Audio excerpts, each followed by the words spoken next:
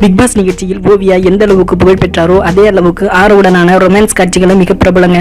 அவர் ஆரவை விரட்டி காதல் செய்கிறார். இது விஜய் டிவியால் சொல்லிக் கொடுக்கப்பட்டு செய்கிறார்களா என்பது மட்டும் சுத்தமா தெரியலங்க. ஆனா இது நிஜ காதலர்களின் செயல்களைப் போலவே உள்ளது.